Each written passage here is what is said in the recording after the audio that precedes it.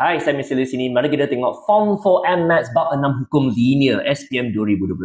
Macam mana selesaikan hukum linear yang ada kaitan dengan ln. Sekarang soalan kata nak ungkapkan y. So kalau nak ungkapkan y artinya nak cari y. Nak cari y kena bentukkan persamaan garis lurus dahulu, iaitu kena buat y sama dengan mx tambah c. Nah, macam mana buat? M tu ada formula dia, iaitu guna y2 tolak y1 per x2 tolak x1. Itu formula dia.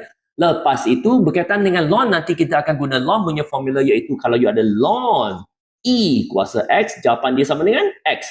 So ini dia, ln dengan e sama-sama terhapus dapat x. Dengan formula kecerunan, itu dia. So langkah pertama, jika dia bagi awak dua koordinat yang penuh, saya akan anggap dia sebagai x1, y1, x2, y2 dan kita cari kecerunan dahulu. Kita carikan M dahulu kat sini menggunakan y2 tolak y1, lepas tu x2 tolak x1.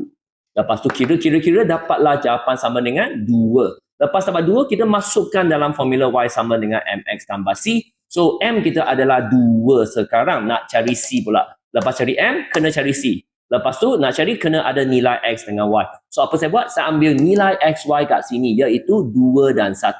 So nampak y sama dengan 1, 1. Y x sama dengan 2, 2. Lepas tu saya cari c, dapatlah jawapan negatif 3. So lepas siap, kita tulis semula formula dia. Y sama dengan M ialah 2, x, c ialah negatif 3.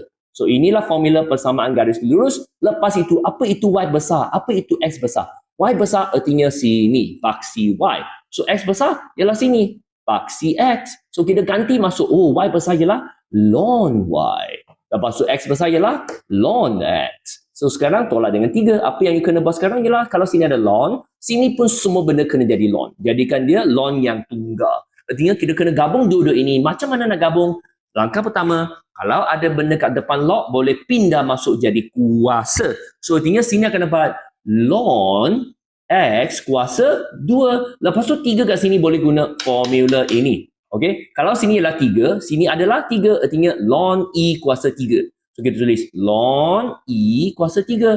Ln dengan e terhapus, dapat balik 3. Nampak? So sekarang tolak. Kalau log tolak dengan log berarti bahagi. So artinya you akan dapat x kuasa 2 bahagi dengan e kuasa 3. Sudah jadi log yang tunggal. Sekarang kiri kanan pun sudah ada ln, kita boleh bandingkan dia. Masa you bandingkan dia, ln tu akan hilang dan akan dapat y sama dengan x kuasa 2 per e kuasa 3. Siap? Jawapan itulah ungkapkan y.